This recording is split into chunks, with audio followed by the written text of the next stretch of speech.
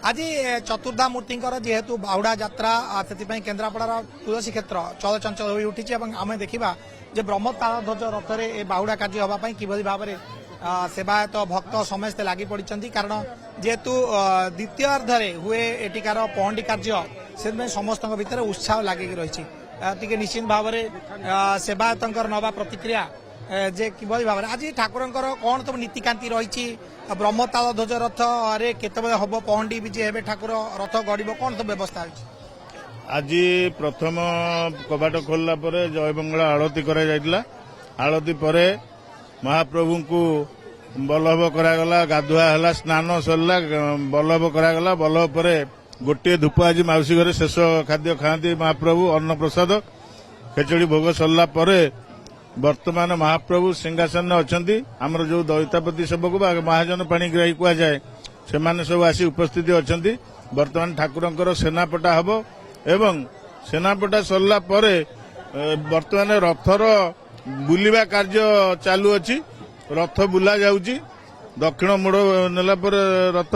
तापरे महाप्रभु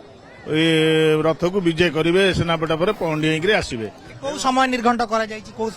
समय निर्घंट कराई ता इच्छा कहीं प्रभु जब चाहब से समय हम समय निर्घंट कौन ये न थाए बहुत समय निर्घंट कर श्रीगुंचारे भी महाप्रभुंर 10टार धूप बढ़ी सबकि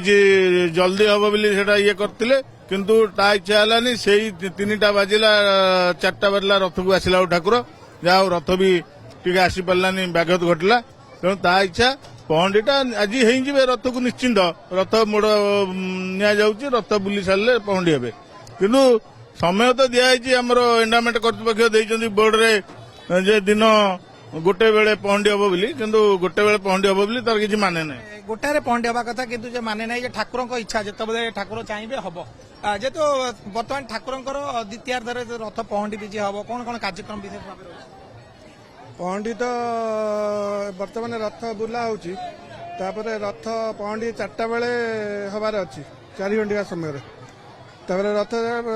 पहंडी सरला ठाकुर अन्य धूप रात्र धूप बड़सिंगार रथ उपर हम केन्द्रापड़ा कह जाए जे गोटे दिन पहंडी तापर दिन रथ बढ़िवार जो परंपरा वा विधि रही से व्यवस्था केबेठार रही आसी द्वारा किसी किभली भाव करा जाए कार्यक्रम ना ना आमर तो यहाँ पूर्वपुरुष कौ पूर्वपुरुष एटा माने अच्छी आम कही पारूनी आम अजा आमर ता अजा सब देखी आज श्रीगुंडा दिन ठाकुर पहंडी हे रथ बुलिब ठाकुर पहंडी हे काली आमर पूरा रथ आमर मेन मंदिर को जीव रथ गड़ा जीव आम देखा आपण मैंने सब लगी किभली भाव में रथ को सुरखुरे करने ब्रह्म ताल ध्वज रथ बहुत लोक मैंने श्रद्धा आते कौन भिड़ सकाल देखा मिलला जय सिद्ध बलदेव जय जगन्नाथ आज हूँ पवित्र बाहुड़ा यात्रा साधारणतः बाहुड़ा यात्रा रे महाप्रभु आज पहंडी होता है तुलसी क्षेत्र में एवं रथ टणा प्रायतः काली होता है द्वितीय बाहुड़ा जहाँ कहते सकाळु प्राय बहुत लक्षाधिक भक्तर भिड़ रही राति की आहरी भक्त संख्या बढ़े बोली आशा अच्छी जहाँ महाप्रभु रथयात्रा सुरुखुरे संपन्न केमी चलती वर्षा पाग हेले भक्त भिड़ आप आसते कौटू कौन ठाकुर कहीं आसले बाहुड़ा यात्रा आम घटा जालकणा किंतु आम दीर्घ 15 वर्ष लाने बाहर रोज कि ठाकुर दर्शन आम कर पार ठाकुर डोरी लगिला जहाँ फल आम 15 वर्ष पर आज ठाकुर डोरी जगह आसचु बहुत खुशी आनंद लगुच जगह आसी